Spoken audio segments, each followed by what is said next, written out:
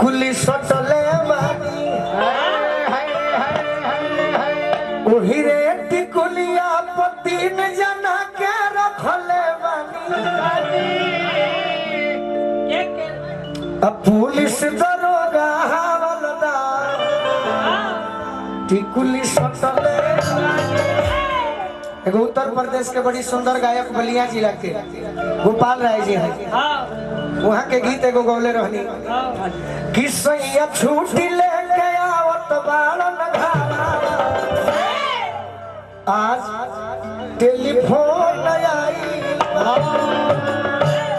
आई आज नंदी किशोर पांडे जी के द्वार पर हमने के बानी जा हैप्पी इवेंट्स के माध्यम से तो आज के अवसर के गीत पहले ओकरा बाद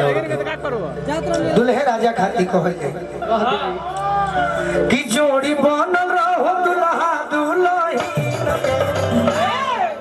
आगे आओ पगली कि जोड़ी बनल रहो दुल्हा दुल्ही और के कौन समधि समधि के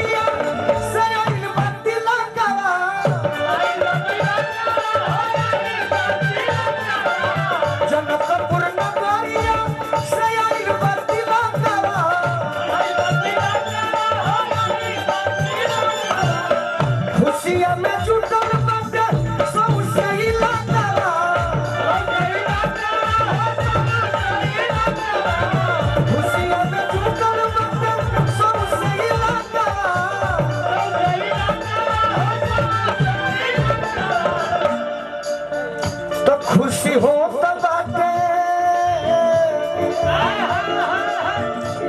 खुशी हो खुशी हो देखी ऐसा नसीब के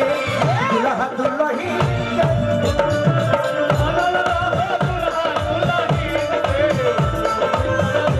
जोड़ी बनल रहो दुल्हा दुल्ही के समधि समधि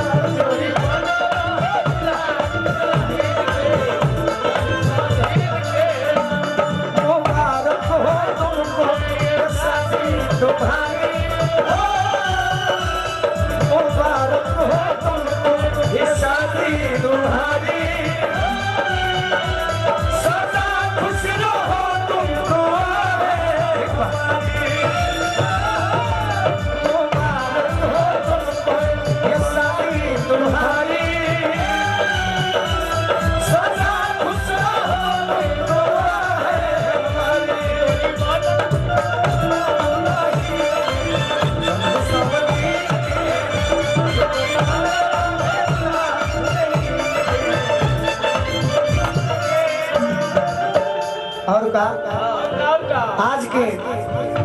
आयोजन करता हाँ जी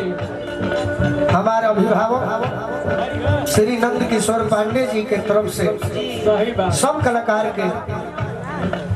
पुरस्कार दिहनी दिहानी बार बार प्रणाम करो हाँ जी हिंदुस्तान प्रेस से अनूप तिवारी जी बस तुरंत मार देते देरी हम थोड़े करो दुल्हे राजा के नाम का भैया हमर शिवम जी लगो तुम्हारा नाम हो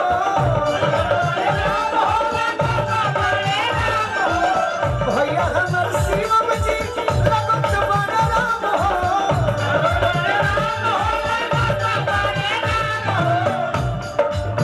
बधावा नगरिया अझोरिया लगे धाम हो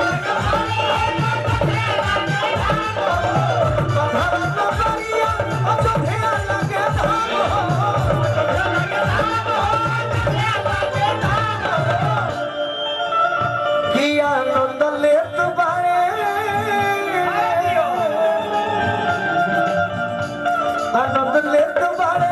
बोलई हसीन के आनंद लेत बारे बोलई हसीन के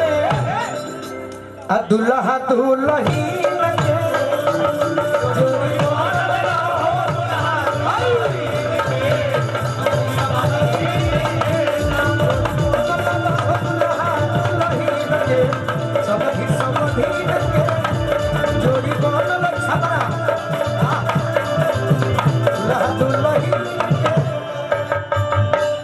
भैया हमारा मनोज यादव जी जिला छपरा से आई बनी बहुत बहुत आशीर्वाद देंगे आशीर्वाद के प्रतीक्षा बा और तने वह गीत के आदेश आइल बा तो पूरे